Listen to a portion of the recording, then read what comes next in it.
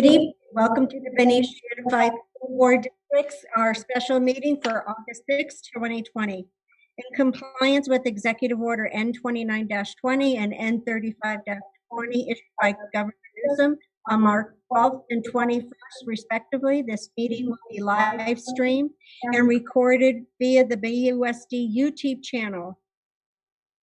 Meetings are conducted on Zoom from the Benicia boardroom. Okay, we will now begin with reporting out on our closed session, and we have no closed session items to report out at this time. So I am going to ask everybody to please stand and join me in the pledge. Ready, begin. I pledge allegiance to the flag of the United States of America and to the republic for which it stands, one nation, under God, indivisible, with liberty and justice for all. Thank you, and please be seated. All right, I'd like to start with calling for a motion to approve the agenda, please. Do I have a motion? I move that we approve the agenda as written. Thanks, Mr. Maselli. Do I have a second? I'll second. Mrs. Zeta, thank you. All those in favor say aye. Aye. Any opposed? Hearing none, the agenda is passed. All right, we'll go to reports. Dr. Young. Thank you very much. Good evening, trustees and anyone who's able to tune in and watch us this evening. This is a special board meeting of which we've had to schedule a few over the last couple of months because we're living in a new environment. But we're getting after the work, and I really just wanted to begin briefly by thanking everybody in our system. You know, the teachers and classified staff and managers are just really working hard and getting ready for our kids, and we're really excited to see them. First day of school is August 17th. We got a wonderful, hopefully folks found it wonderful and informative communication out earlier this week. Dr. Beetson, Assistant Superintendent of Curriculum Instruction, and working with everybody in her department and teachers, etc. We were able to get that communication out to people, and hopefully that answered a lot of questions. Of course, we always like to get things out as timely as possible, but we wanted to make sure we were working through everything very carefully. So just really a thanks to everybody. Hopefully the kids are getting excited. I know this is an adjustment for everybody working virtually, but you know, in the Benicia way here in BUSD is to get after it as best we can and make it a great learning experience for the students and a great teaching experience for teachers and a work experience for classified and management. So with that, just welcome everybody tonight. We got a good agenda. I think we can go through the items fairly quickly. And there it is, on we go. Thank you. Thank you. Do I have any board members that would like to make a report tonight? Mrs. Zeta? I just wanted to remind everybody about the Benicia Education Foundation and the virtual Run for Education. It opens on August 16th, and you can find them on Facebook, or you can find them, just look up Benicia Education Foundation and find the virtual Run for Education in Google. You'll find it. And excuse me. And you know, we really need people to support this, and because so many of all of the fundraisers that were supposed to happen last year didn't happen, and we're still in that same position. And at least this one we can still do, and people in the community can get involved, and it's very simple. And we also want to thank our big three sponsors, the Presidio Group Wealth Management, Valero, and UPS for their support with this. And every little bit helps. You don't have to run to participate. Just join us, and look forward to seeing a lot more people and all the race times coming through. So it'll be great. Ms. Zeta, if I just had a quick comment on that, that I think the way that it works is pretty cool. I think there's an app. There is. And then when you download the app and then you do the right, and then you do the 5K, then it registers that you did. I thought that was cool. It's a run. It's called Run Sign Up, and then there's a part of that that's called Race Joy. You'd really have to look it up online to see all of the information, but it's a great program, and you don't have to be local to do it. This is good too. Grandparents, extended family. So we really need a lot of help, and it helps support all our students in Benicia Unified School District in various ways. All right, thank you for sharing that. Uh-huh. So It August would be an 16th, right? excellent. Sherry, the date Sherry, could you tell us the date? Sorry, Can you sorry, I had- confirm? Yeah, August 16th. This is the Thank you. race window. The race window for the virtual run for education opens Sunday, August 16th. And they're Perfect. giving you, I think, a 2-week period to complete your 5K. You can, I guess it records it in certain sections for you. You don't have to do it all at once. So Oh, there you even go. better. I was saying what a great team builder it would be. Yes, I agree. Get out there, share it with a lot of people. Thank you, appreciate it. Okay, thank you. Anyone else? Dr. Hogan. I logged on to the Solano elected officials call today, which is the county-wide update for how COVID-19 is impacting the county. And good news for Benicia is that our cases are remaining low. We're at 89, and that the Solano County system for counting cases is functioning well, even though there's some questions about the state counting system. So we continue to be really good on our they consider potentially we're plateauing at this point, which is a good sign. And so let's all keep our fingers crossed, keep our masks on, and keep our physical distance and wash our hands.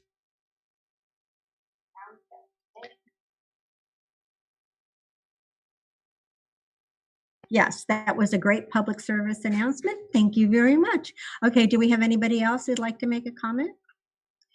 The other thing that Dr. Hogan and myself sat in on with Dr. Young the other day was the Benicia, the city and the district liaison meeting. It was the beginning of the week. It was one of those 8:30 in the morning meetings, definitely on Zoom.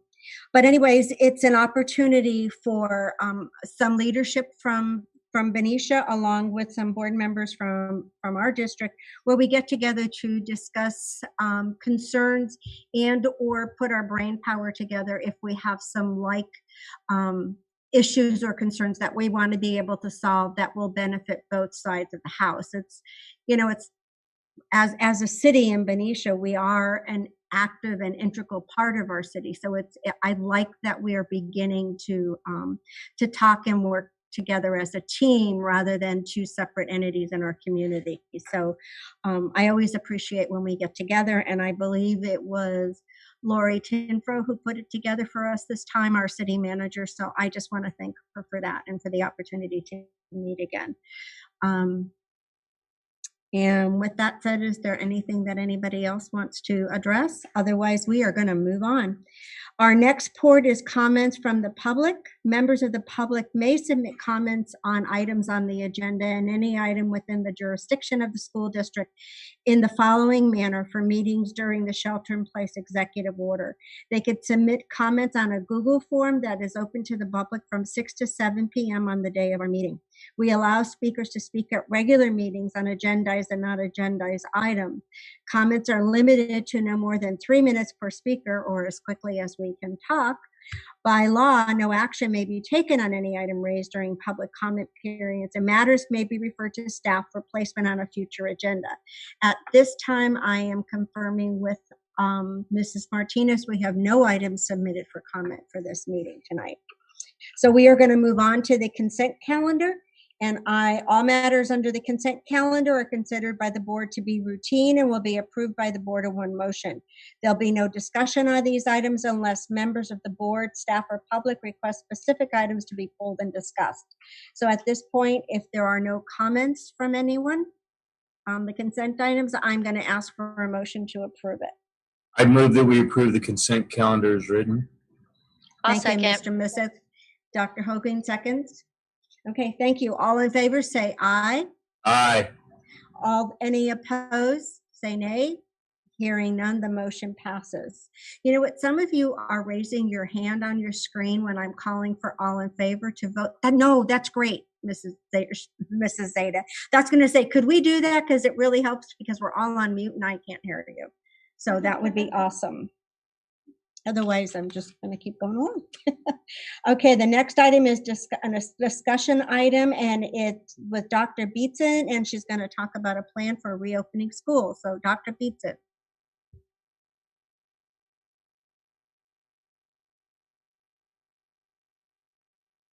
Okay.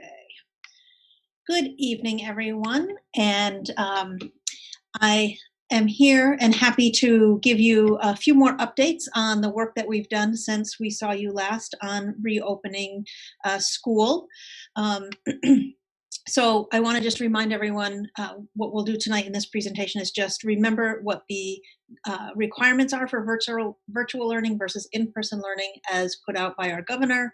I'm going to give you some updates on where we are with technology and access for people. Remind folks about the registration process and the progress that we're making there. I have a little bit of updated scheduling information, updated information about lunch service, and then the safety protocols for staff working from campus. So I'll give you that information. And then an updated information around virtual academy. And I know that's different than virtual learning. We're all doing virtual learning, but we had talked about putting together some sort of virtual academy option for when we're back in person at some way, shape, or form. So just a reminder, we are following the guidance and directive of our governor, which says counties on the monitoring list may not physically open for in-person instruction until we've been off that list for 14 days. And we are continuing to be on that monitoring list. He also, in that order, gave directions about and suggestions about how contact tracing would happen and how we would function should anyone contract coronavirus. And so we will look at those potential next steps when we get closer to being able to do some in-person learning. The other component that really applies to virtual learning where we are right now by the governor was this rigorous distance learning and talking about devices and connectivity and that daily live instruction. And so that's a very different shift from what we did this past spring. So daily live interaction happening every day, attendance is taken. I'll talk a little bit more about that. We need to ensure, and we are working really hard at that the assignments and lessons and instruction that happens are challenging and as equivalent as they can be to when we're in person. We know everything isn't exactly apples to apples in these days, but we've been working really hard to ensure that teachers have what they need so that can happen. And then we're looking at supports for interventions for English learners and special ed students. So just an update. We are really pleased to let you know that we have ordered over 1,500 devices with the intention of all students being one-to-one in Benicia Unified School District. We know that Chromebooks will be the tool that is needed for us to do this successfully. I will let you know that as every district is facing right now, those are on back order, and we don't have an exact date of when they're going to get here. We also have ordered devices for staff. So some of our staff machines are old and they need to be able to provide that rigorous instruction. And so we've ordered some of those. And for classified staff that will be needing to do support services for students. The other thing that our technology department has been hard at work doing is investigating options for internet access support for families who do not have a robust enough service. We are looking to support them through a variety of options, either hotspots or we're working with Comcast to find ways to support families through that process as well. And then, and I believe an email has already gone out to families asking who needs some Chromebooks and support with internet right now. We are asking if families have a personal device and all their students have a personal device at home, even though it's not a school issued one, if we could request that we continue to use those until our devices get here so that we have enough for all students to be able to start this fall with a device. And then we will let you know about a distribution process and then the backup plan that we have right now is we still have about 1,500 machines that we have to distribute to families. And so, and we have those physically right now. We've collected them back from all the sites. And so what we are doing is we first want to make sure that any students who are newly enrolled with Benicia Unified School District, if their family does not have any device at home, we get them a device. And then our next layer would be to really support families that have multiple children and don't have enough personal devices for each child, because we said we were doing daily synchronous instruction. And so every child is going to need that. And then we'll get, if we have more left over after that, we will start to distribute to a one-to-one basis, but we know we won't have enough for that until all of those machines come in. Any questions about that so far? Okay. And just so you know, so far we've had a little over 500 requests for Chromebooks, and about 14 families have reached out for internet support. We opened our registration. So in Benicia Unified School District, you enroll when you're a new family, and then every year families are asked to re-register. And that is a process that's done online where you update all your contact information, your emergency information, and parents have to read and sign off on parents' rights and responsibilities. It's all of the board policies and so forth. So that opened on August 3rd. It will remain open till August 17th. I would love to encourage families to do that as soon as possible. And if they need support, please reach out. We're happy to help. One of the pieces that needs to happen is there's an acceptable technology use for students. And it's not about whether or not you can post pictures on the internet. We're not talking about that component of it, but there is one section in that technology use form that says they don't want their children to use internet. If that happens, we're going to really struggle with doing distance learning. And so we're asking families to read that carefully as they go through all of that paperwork. And to date, I know this says 1,800 families have registered, but we are now over 1,900 families registered so far. So we have about, oh no, I'm sorry, I have my numbers backwards. We have over 2,500 families registered, and we only have about 1,900 to go. So we're encouraging families to get on and do that, and that's right on the district website, and you received an email about that. So some scheduling information. As Dr. Young said, the site leaders will be sending out even more specific information with times and so forth in the next couple of days. But what I can let you know is that at the elementary schools from TK to 5, they are going to really do focused work around English language arts, math, and social emotional learning. And they will introduce and do science and social studies more intentionally at the 4th and 5th grade level. And that was a decision we made because we know that learning to read and learning numeracy is the most critical thing for our early learners. And we have to use the short times that we have with them to really ensure that that happens. Excuse me, the other thing that all of the elementary principals are working on along with our teachers is ensuring that there is equity and consistency in live interaction across the classes at a school site, the grade levels, the sites, and the district as a whole. So they're working to create a schedule that shows when students will need to be online for synchronous learning and then have some asynchronous time. So if you're online and you get your mini lesson in reading and writing workshop, and then the teacher says, now it's time to go off and do this independent work, that they would go off and then they would come back on and do the math lesson and then go off and do some work. Our school sites are working really hard to have that aligned for several reasons. One is we think families probably would really appreciate that, so that they're not trying to get students on and off every 15 minutes or different kids in their families at different times. The other thing that we were considering was we may have many children who are doing some childcare and from different sites, and that we want to really support our childcare providers across the city in being able to support the students in getting on and off and attending Zoom or live interaction lessons. And so our teachers have been great about partnering with us and starting to look at what that could look like.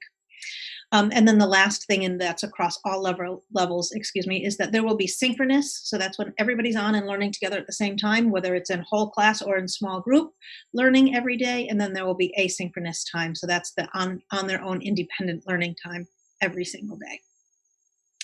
At the middle school and at the high school, they will both be using a 4x4 model. And what that means is typically kids take 6 classes. Right now, we are having students take 4 classes. The classes are longer in session. The reason for that is it's less transition. It's less that kids have to juggle instead of trying to take 6 classes on at one time in a virtual world. They can go deeper with 4. And we thought it would be more manageable based on feedback that we had heard from this spring. So they will do 4 classes semester 1 and 4 classes semester 2. At the middle school, the difference is 2 of their 4 classes, English and math, will happen all year. So the way it will be, if I'm a middle school student, I'll have English all year, I'll have math all year, and then I will have a science for a semester and a social studies for the opposite semester. They might even do like a quarter on and a quarter off, but that way students can focus on one thing. And then the same thing with PE and electives. And the way middle school students and high school students will be functioning is that they are going to follow their schedule. So if school starts at 8:30, the first 30 minutes, they will have, at least the first 30 minutes will be that live interaction with their teachers. Oh, I should say this about the middle school. The other thing that's going to happen for middle school is that kids will do their live instruction in the morning. So they're going to have an AM cohort or a PM cohort. So they'll either go to their 4 classes in the morning and then have their asynchronous time in the afternoon, or vice versa. And the reason for that was the teachers did a lot of thinking about having 33 10 to 13-year-olds on a Zoom at one time, first period, second period, third period, fourth period, if it was all day, and felt that it would be more effective instruction if they had half that number of students on, 15 students to one teacher, 15-ish students to one teacher in the morning. They'll go through their 4 periods, and then those students will have asynchronous time in the afternoon, and then vice versa. That makes sense? Okay. And then at the high school, they're going to just follow their regular 4 schedule. So all students will log on first period, second period, third period, and fourth period. Any questions about that? And then the exact schedule with the times will come out. We're hoping midweek next week at the latest that we'll get class lists and teacher assignments. That because everything had to change at the 11th hour, it's just taking us a little bit longer to make sure that all the kids' schedules are running the way they need to. And our staff is working furiously to get that done and done well. I shared this last time, but I wanted to just reiterate some of the things that people can expect this school year.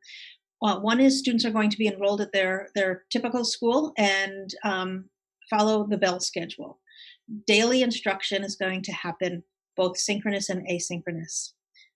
We will be providing supports for students, including student well-being, and we have lots of creative ideas for that, in addition to instructional time. So if we will tuck those supports in around a student's synchronous schedule.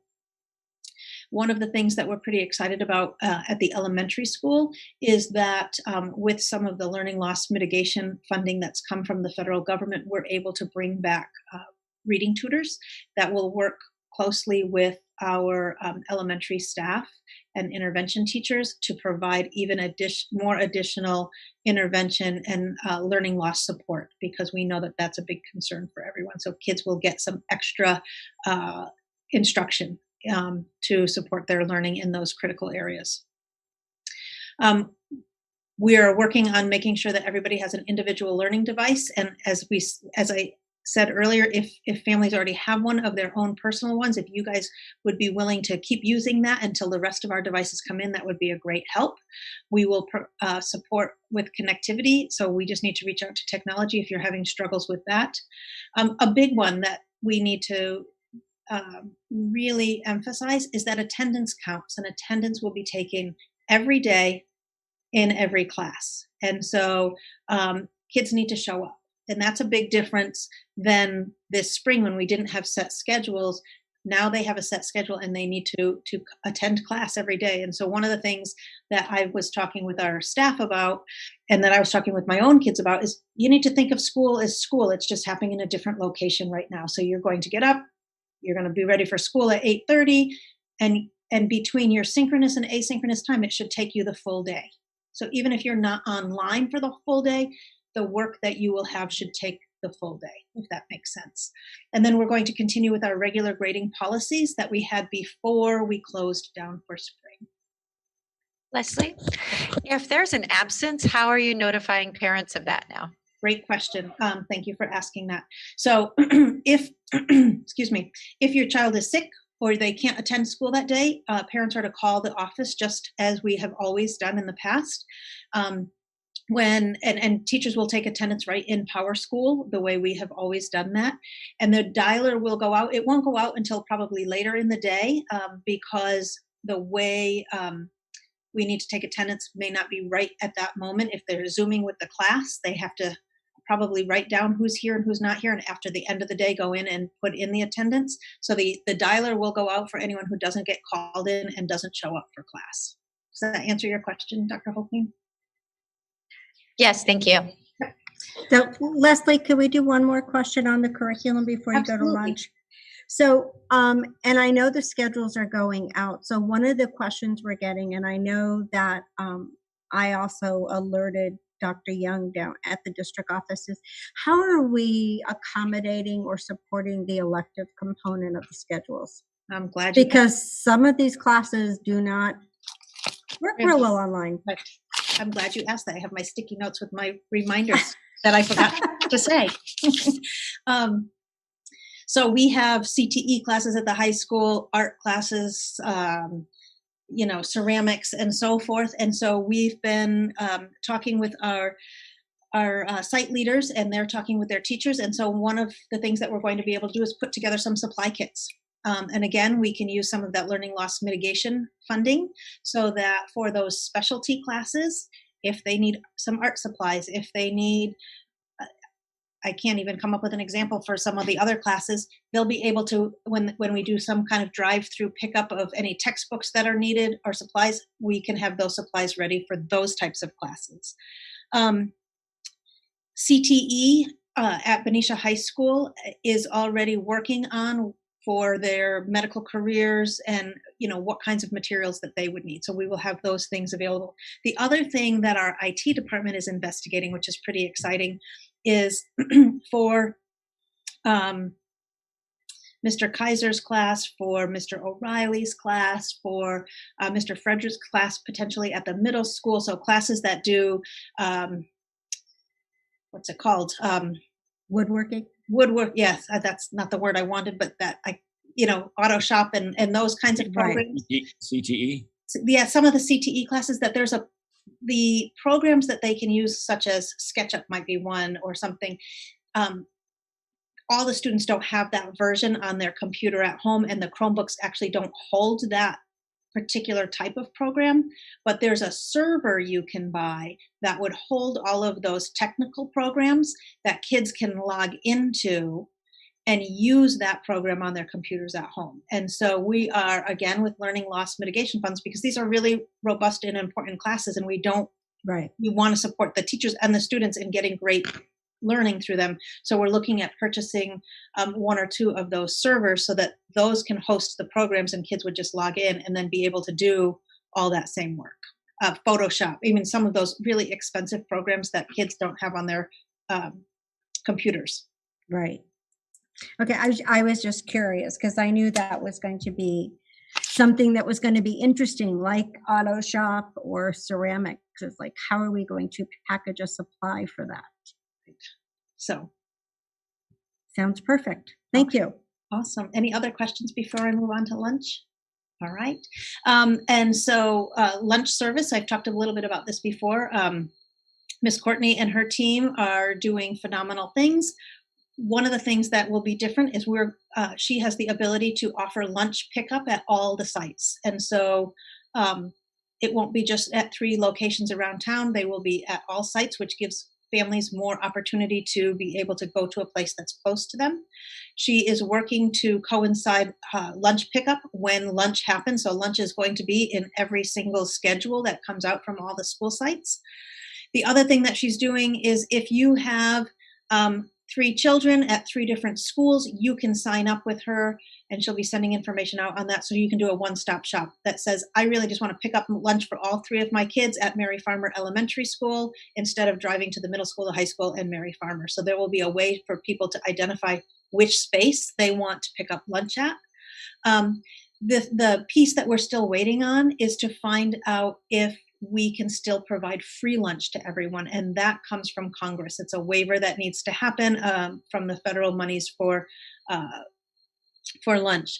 So my next 2 slides really talk about what it will look like if free lunch is not approved. So families will need to fill out an eligibility free and reduced lunch form. Please, we're encouraging all families to fill them out now, and if you're eligible, you'll be notified by our food service office, and that will just help that process along, and hopefully we will get that funding from Congress and we won't need to do that, but it's better to be prepared. And then if free lunch is approved by Congress, we will have instructions being mailed. So this just kind of talks about those 2 scenarios that we're waiting to hear. Dr. Beetson, Yes. As far as the lunches, that means the families can go pick them up a day before for the next day? Right now, it's a great question, and we're working out the detail on that. Right now, the plan would be that they would go during that lunch and they get the lunch for that day and the breakfast for the next morning. Okay, so we're asking parents to go to the school. I mean, the kids have to be set up at home by 8:30, whatever time, and then we have to have, they're going to be left alone to go pick up lunch?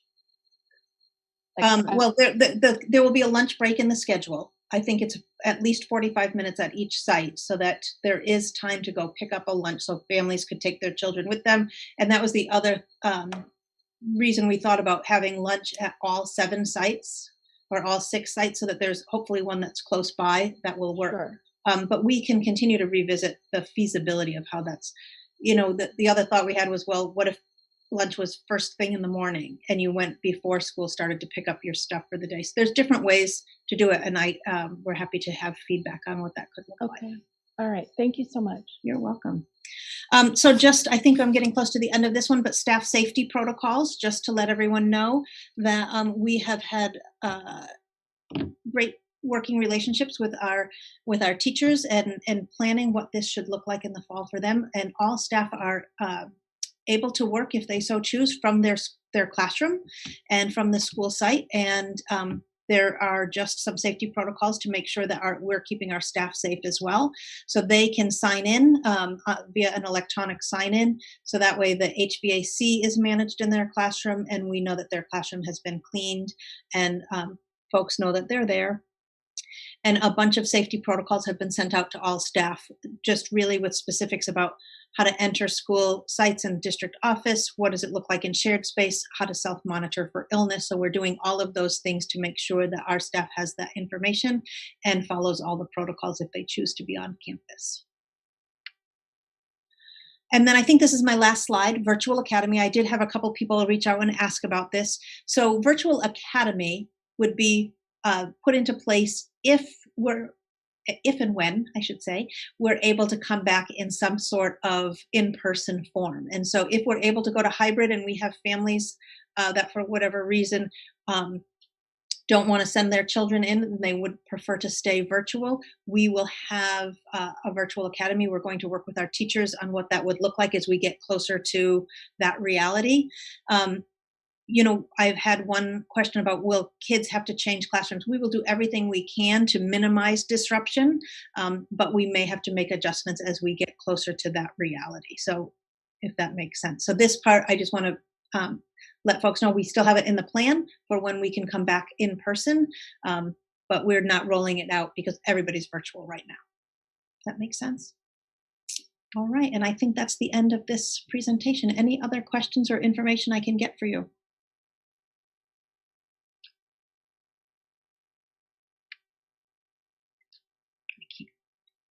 for clarification, and you may have said it, but I want to make sure. So in a situation where families, if they have multiple children, they don't have enough devices, school starts, and then say if something happens where they don't have those devices when school starts, are there going to be any like adjustments or modifications for those kids?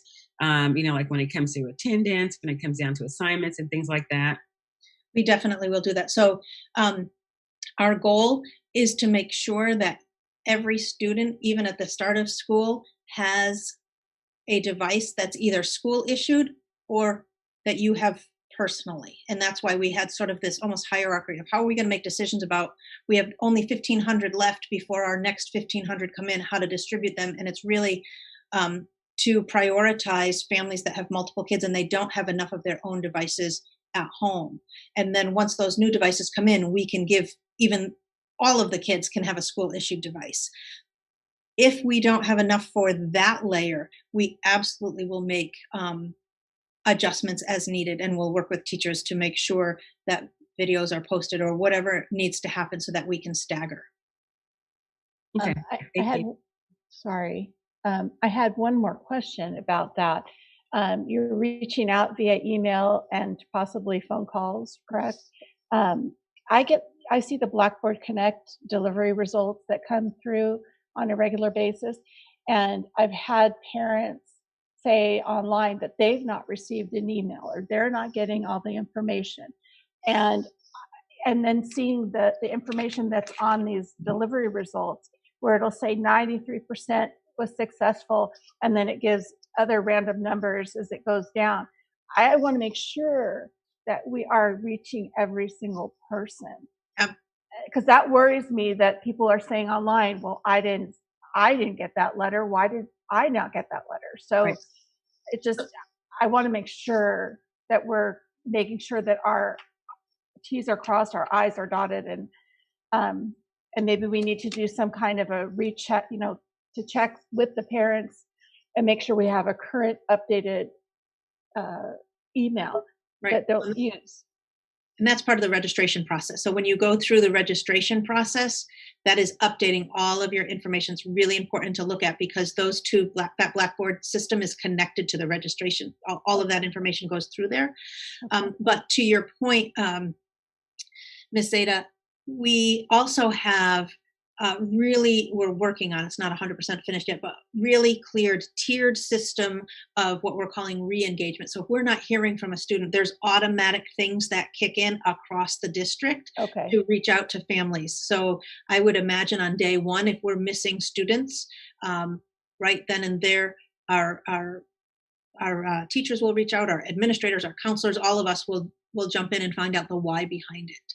Okay, thank you. You're Dr. welcome. No, that's a big. We're paying attention to that. Okay. Any other questions? So I have a question, Leslie, with regards to the number of Chromebooks. So our high school already had their Chromebooks already because we were 1-to-1 there. Correct. Right, with regards to Benicia High School and Liberty High School. Correct. When middle school had their laptops, their Chromebooks this past year, did they return them or did they get to keep them over the summer? So all students, so let me just back up to your point. The Benicia High School already did put out messages about how they will distribute to their 9th graders. Right. Those machines are the machines that got returned from the 12th graders when they graduated. So they're kind of being right. The Chromebooks that everyone else checked out in the district, because typically they're not 1-to-1, we did not collect any of them back over the summer. So we don't have to collect them back and then redistribute those. Okay. We have a list of all the families that have them, what the code is, that the tag number of those machines. Okay, so the ones that are really missing computers, because you're saying, I think I saw one of the slides, TK now on up. So really a lot of the younger children, and if there were more than one child in a family is what we're really looking to touch. Right. Well, we Is didn't that- go, we didn't go one-to-one at the middle school last year. It was by. No, but when we went distance learning, they were able to pick up machines. Is that not correct? Anyone that needed one was able to pick up a machine. Right. And so we have a smattering across the district of people that will continue to need them, Right. and people who are using their own person. Like in my household, we have a device for each of my two children. And so right now I won't take a school device because we'll let those go to a family that needs it. Right. So everyone that checked out a machine last year, and it was several hundred machines, I think I reported, those families, if they're still with the district, still have those machines, so they won't need to check them out again. Okay. All right. So these are just picking up the gaps. That's where I was trying to Yes. understand where they're, Yes. okay. Perfect. All right. Thank you. You're welcome. Anybody else have any questions for Dr. Beatson? You get a second chance at her. She's got the next presentation. I think I have to stop sharing to switch my. Okay. So while she's switching to share over, she's now going to give us an update on the learning continuity and attendance plan for Benicia. So, Okay, I'm still sharing, right? Can you all still see that? yes. Excellent. Okay. So the learning continuity and attendance plan, known as the LCP, not the LCAP. So this year, due to COVID, we are not doing an LCAP, a traditional LCAP. Instead, we're going to do this LCP. So tonight, I want to tell you a little bit about the requirements for the LCP, just in the logistics of how that works, what needs to be in the contents of it, and then the process that we need to use for developing it. So the LCP, the Learning Continuity and Attendance Plan, was approved in the Senate Bill 98 on Education Code. And it really looks to address funding stability for schools. So we have to use our LCFF, our supplemental one-time, and then this new learning loss mitigation funds to address several different components, which I'll talk about in a couple of minutes, around ensuring learning is happening during this time of COVID. So the LCP provides information. It's a district level report. There's no single plans at the school levels. There's no LCPs at the school levels. It's a district level plan for how learning will continue during this year. So it's a 1-year plan, and it does take the place of the traditional LCAP. So I have 2 slides that talk about the contents. And when we used to talk about the LCAP, I said this is sort of, where you would find the table of contents, if you will, for how to navigate the LCAP. It's the same thing with the LCP. So the beginning of it is about just general information about our school and our values and our goals. There is a whole section on stakeholder engagement. So those processes need to continue as much as possible. So the other section or chapter, if you will, is on in-person instructional offerings. So when we are able to do that, what will it look like? What's the plan? We have a whole section on distance learning, and then underneath that, you can see all of the subcategories for the information we need to provide around our distance learning plan. How do we have continuity of instruction so it just doesn't end regardless of what sort of learning environment we're in? Access to devices and connectivity. How do we manage student participation and progress? What is professional development looking like? Any shifts in staff roles and responsibilities because of the new environment that we are in? And then what does support for students with specific needs look like? Another section is on pupil learning loss. And so we have to really talk about how we're mitigating that, how are we assessing for that, how are we ensuring that we're providing whatever scaffolds and extra supports that need to happen. There's a section on mental health and social emotional well-being, as well as how are we doing that outreach and family engagement, school nutrition, and then there's a section, additional actions to implement the learning continuity plan. So if other information doesn't fit under one of those headings, there's a section for that. And then a section that's always in the LCAP as well. How are we increasing and improving services for our unduplicated students?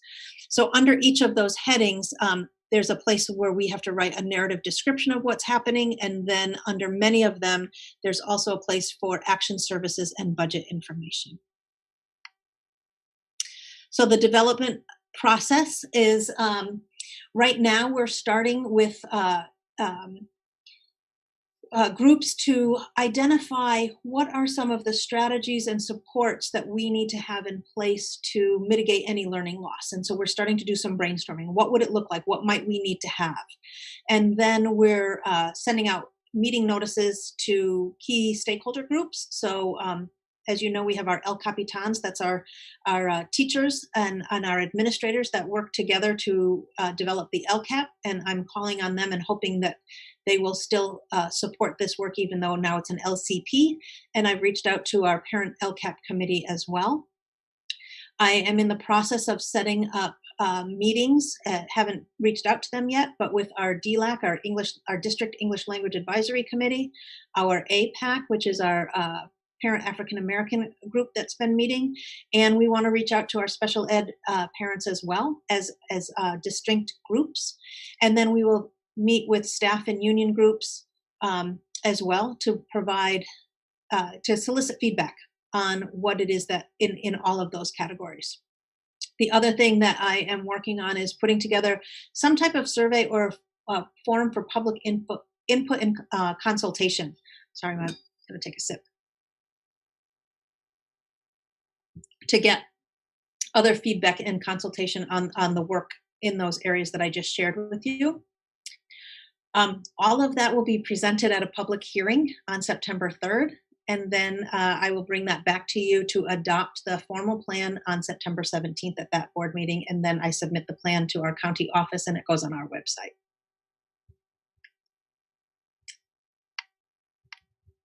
And I think that's the end of this presentation. Let's see. Yep. Any questions? That was a lot. All right. It sounds like there is a lot still happening. There's a lot to, yes, it's kind of, quite frankly, like a mini LCAP. It's just instead of goals, there's these section headers. And so everything else is pretty similar to that. So we have a lot of work to do in the next couple of weeks to garner some input and to put together a plan.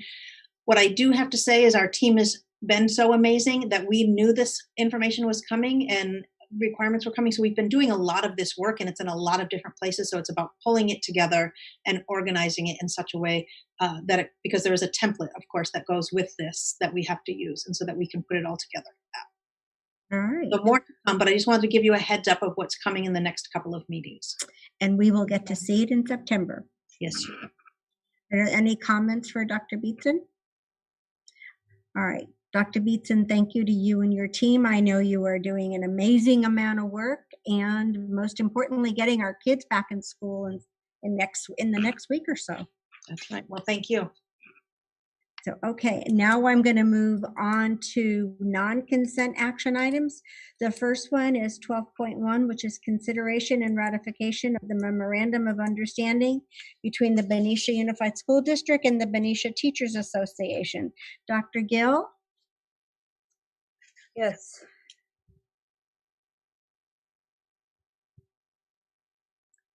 Good evening, everybody. So it's my pleasure to share this Memorandum of Understanding from MOU from BTA and BUSD, and the next one with CSEA and BUSD.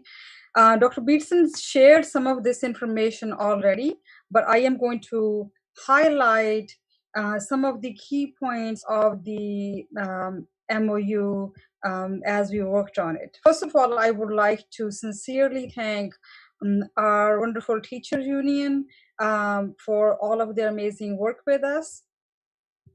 And we met with them for over several hours, several days, in fact.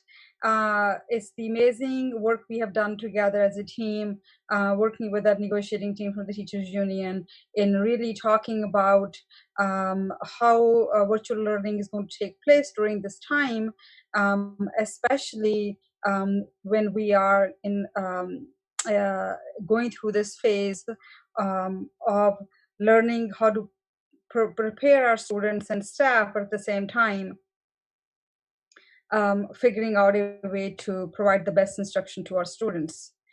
And are you able to see my screen? I just want to make sure. Yes, okay. Yeah, absolutely. Perfect. So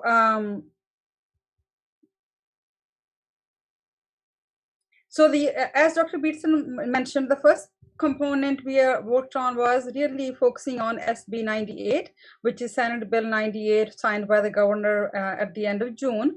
And specific components that we worked from there was instructional days and instructional number of minutes, making sure that our students are going to be compliance with the state requirements. We also focus in our MOU on the synchronous and asynchronous learning. And again, Dr. Beatson went over it earlier today and last week as well. Another component which is also included in our MOU, which is an important part of the learning experience for our students and part of SB 98, is the weekly engagement record, which encompasses attendance, progress monitoring, and so on. And we also talked about at length that it is extremely important to us that we take care of our staff and take care of our students. Everybody, their well-being, their health is very important to us. So that is the main reason why we gave the teachers the flexibility to be able to do virtual teaching either from their home or come to school. And when we talk about come to school, we specifically have worked on specific protocols. They have been consistent protocols for the entire district for safety purposes. And so that every single employee, every single person is following these protocols to ensure safety of all of our staff members. And finally, we also worked on and really thought about our combination classes. We have 3 combination classes district-wide at our elementary schools. One at Farmer 4-5 combo, Turner 4-5 combo, and Sample School 3-4 combo this school year. And in a combination class, a teacher is typically teaching 2 grade levels in the same school year. And it definitely could be more work and more cumbersome for the teachers. So to thank our teachers for their that additional work they have to do, we also looked into giving stipends to teachers who teach combination classes. Another piece we talked about is that during this time, more than ever, technology and professional development are extremely, extremely important. So this is our commitment to our staff and teachers and our parents and students to ensure that our staff has ample amount of technology. Laptops, as Dr. Beatson already shared, we have ordered new technology and for students and staff. But along with the technology, anything they need to make it available in their classrooms or at their home, if they need the laptops or whatever they need, and also copies of the materials, because teachers have shared with us that they need copies of the materials for students. So we are working on that as well, to provide copies of the materials to teachers so they can provide those to the families and students. And additionally, any resources and supplies, and Dr. Beatson already talked about Chromebooks, and that is another commitment we have that we talked about and wrote in our MOU. And training purposes, as a school district, typically we have 2 professional development days for our teachers in the school year. This year we worked with our wonderful teacher union to modify our calendar, and we moved both of the professional development days to the beginning of the school year. And to even provide more flexibility to our teachers, we made these professional development days flexible, and that means we have the virtual professional development Google Classroom going already. Teachers have already been attending the professional development, so that they don't have to wait until next week during the actual days to receive professional development. And they have been working on the professional development. In addition to that, teachers also have the opportunity to do content collaboration with their grade level teams and with their department teams. That's part of the training as well. We also have talked about that if there's any additional trainings and professional development is needed, we will pay teachers on a timesheet for at non-student rate to provide that professional development as well. And then finally, because virtual learning includes lots of technology, this time we actually get to really think about it, plan it, think through it, as opposed to what happened in the spring. So because of that, we also have allocated money stipend for tech mentors. So we will be, each of the elementary school will have their own tech mentors, and middle school will have 2 tech mentors, and high school will have 2 tech mentors.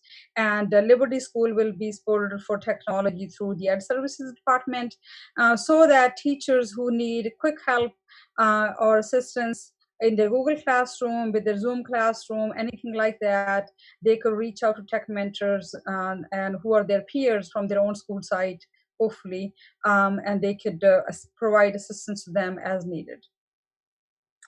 And Dr. Beatson have shared these minutes. I just wanted to share with you that we, as a team, district bargaining team and the BTA bargaining team, and really want to make sure that our students are receiving these number of minutes at the grade levels per day, synchronous and asynchronous, for their instruction, and so that we can really do an excellent job providing instruction to the students and meeting their needs.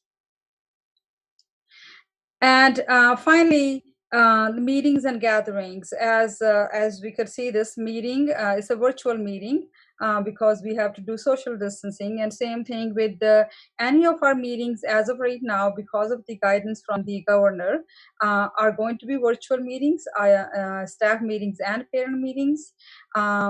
Same thing with trainings. Trainings are virtual as well. And also our back to school nights are going to be virtual as well. We have not determined what open house graduation and promotion looks like. That's something we will discuss as the time goes by. We will know more about that. And again, finally, we are our heartfelt thanks to our teachers for doing an amazing job. They already have been very eager. They have been already working. We literally have been meeting with our teachers unit. Even we met today with 2 separate groups. So we all have the same interest, which is to provide the best education to our students. And so we're looking forward to a wonderful year and solving problems together. So thank you. All right. Questions? Thank you. Are there any questions for Dr. Gill? Sherry? Your speaker. My picture was moving all over the place. I couldn't even hit the thing to unmute myself. Do we have any idea how many teachers are going to choose to be in classroom versus at home? I don't know if that's a great question. So we don't know exactly the number. So, but the teachers do have the option. We have an electronic sign-in sheet for each school site, so that teachers will sign on that sign-in sheet ahead of time, so we can make sure the HVAC is on in their rooms, and after they leave, the room gets disinfected and gets cleaned and so on. So teachers may do this. A teacher may say, I'll go today because I need to use this from my classroom. And they may just come once a week, or next week they may come 3 days a week. So it's really 100% flexibility for our teachers. Okay. That was my second question. You just answered it beautifully. Thank you so much. All right. Anybody else have a question? Okay. Dr. Gill, I am assuming that we need to approve each one separately. Is that correct? That's correct. Okay, so do I have a motion to approve the memorandum of understanding between Benicia Unified School District and the Benicia Teachers Association? I'll make a I'll make motion. Go ahead. I'll make a motion to approve the BUSD Teacher Association Memo of Understanding. All right, Dr. Hoagland, thank you. Do I have a second? I'll second. Okay, Mrs. Zeta, thank You can call you. me doctor. Okay, I will call you doctor. It's there. All right, all those in favor say aye. Aye. Any opposed? Hearing none, the memorandum passes. Thank you, Dr. Gill. And you have the second one now, which is a memorandum of understanding between Benicia Unified School District and the Classified School Association. Thank you, Ms. Frucci, and I'll share my screen again.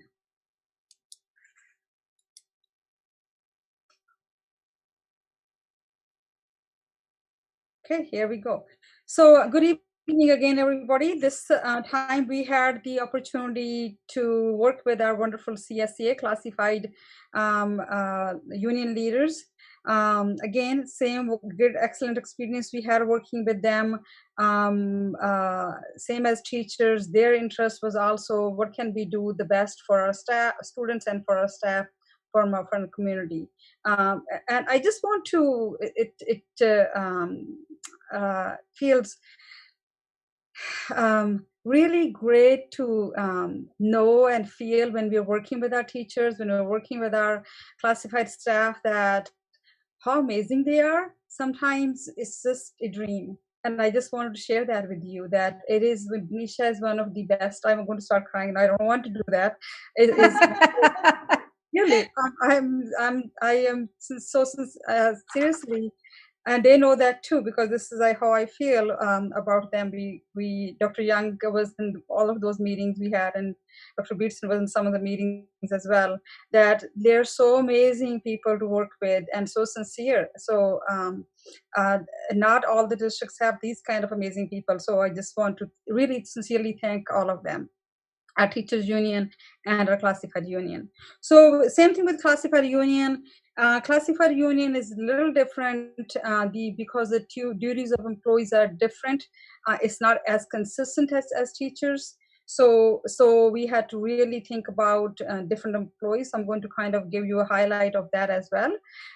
So again, when we talked about the classified MOU, we really kept the components of SB 98 in the forefront because ultimately we are a school district. School district's job is to provide education for the students.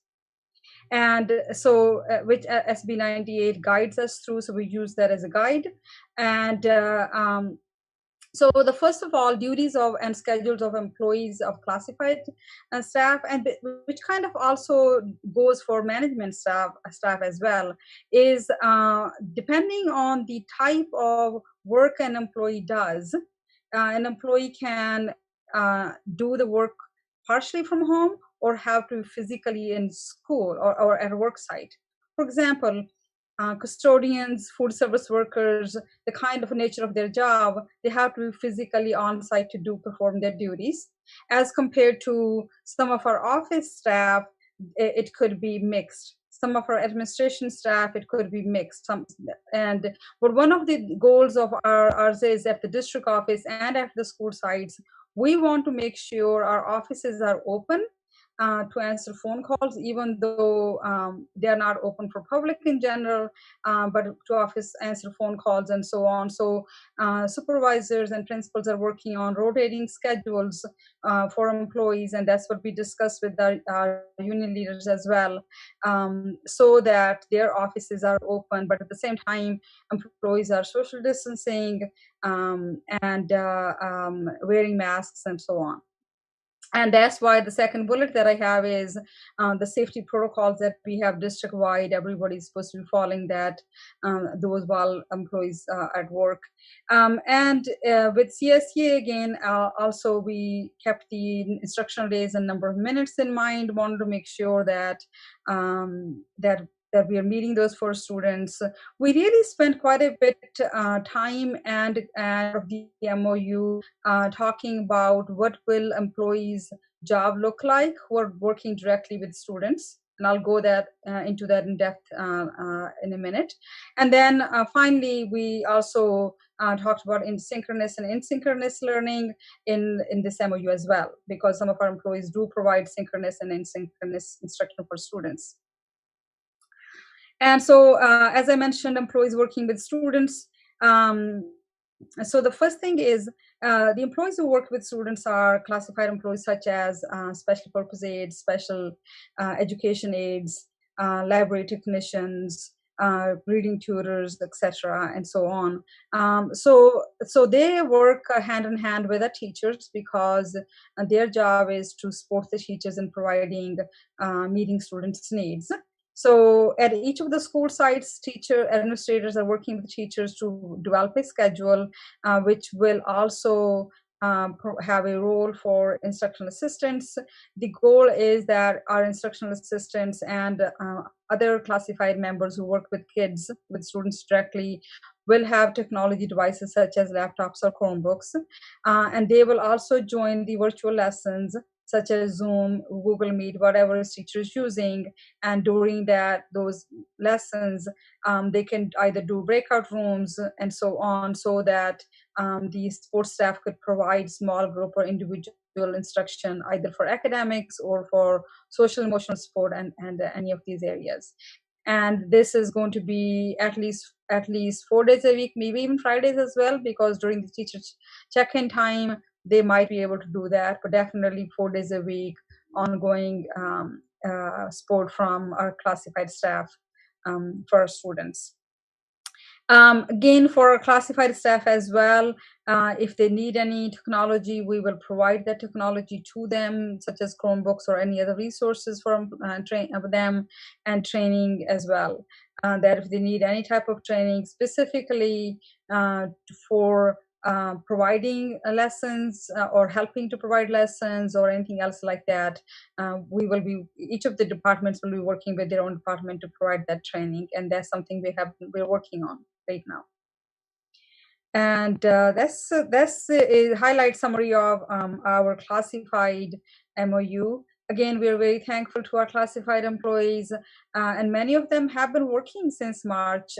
Our food service department, our maintenance department, technology department, and now even our child development department. And currently, we have other departments and our clerical staff, office staff are coming in. So we are very thankful for their hard work and their dedication. So looking forward to working with them as well. Thank you. Any questions? Any questions? Okay, again, I need to call for a motion.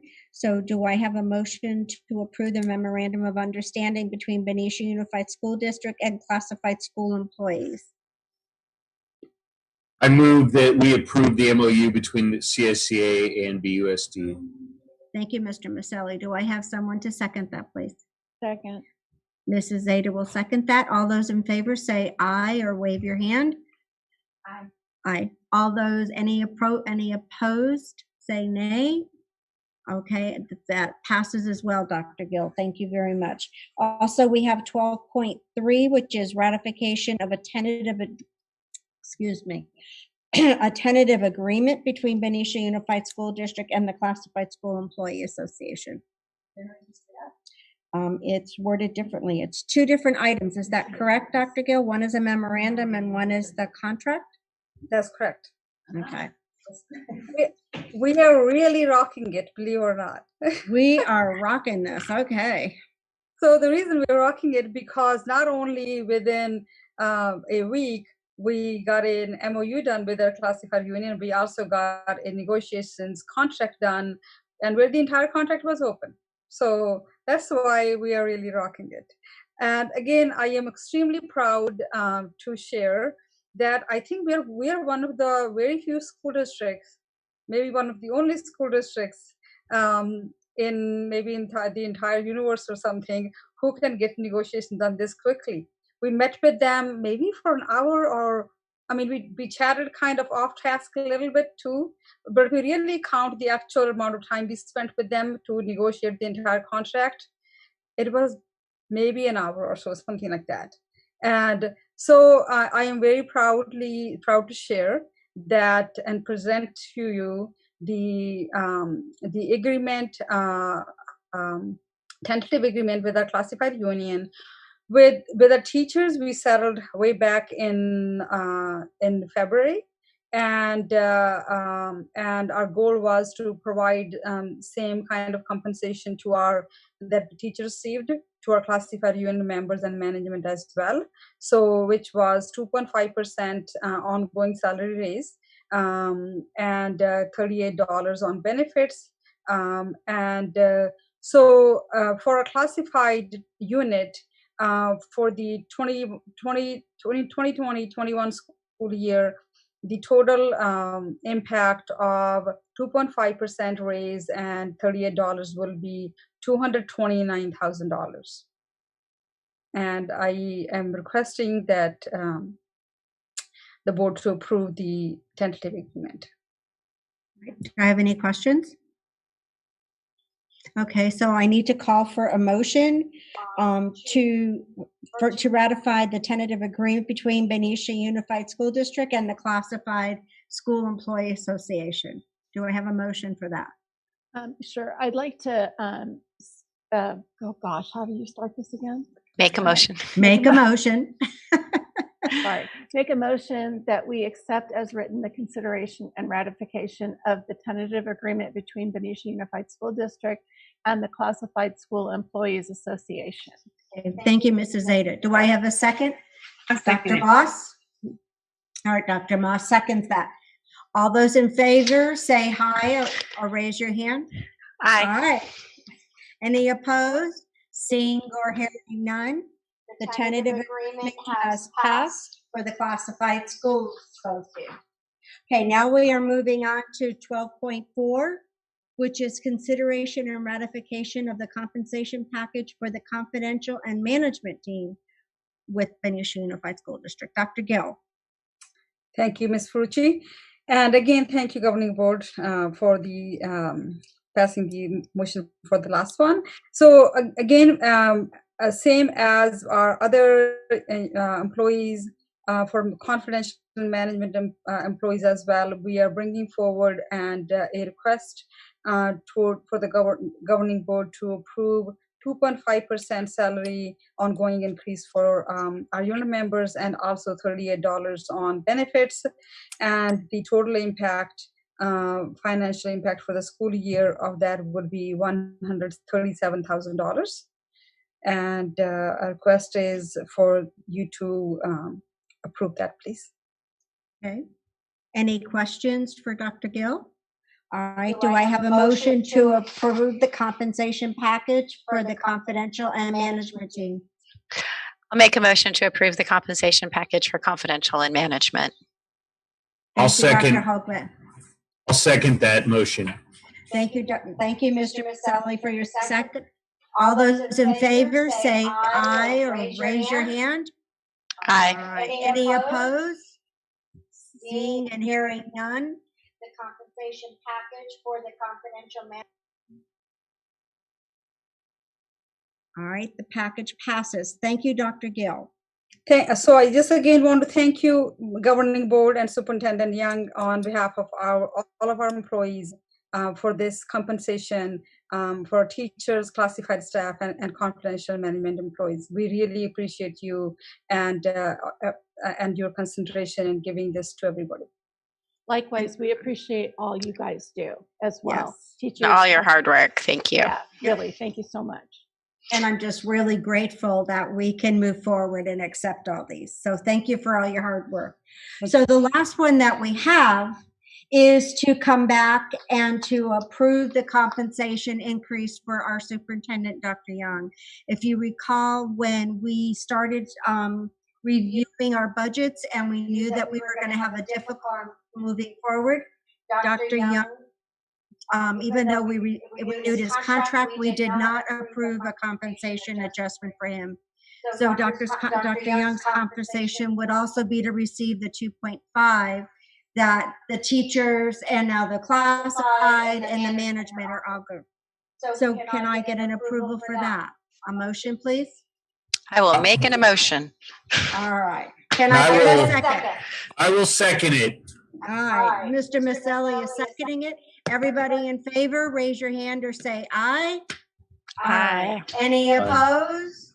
I like that we said hi. We're done. The motion passes. So that is the end of our agenda. So again, I want to say thank you to everyone. You guys are amazing. I work on an incredible team. And I know that we have an incredible team out there that is supporting our students. And it's because of all the things that we all do together that make it so amazing for our children. For those of you watching us, wear your mask, stay well, and stay safe. And we'll see you next Thursday. Thank you. Bye. Bye. Good night. Good night. Night.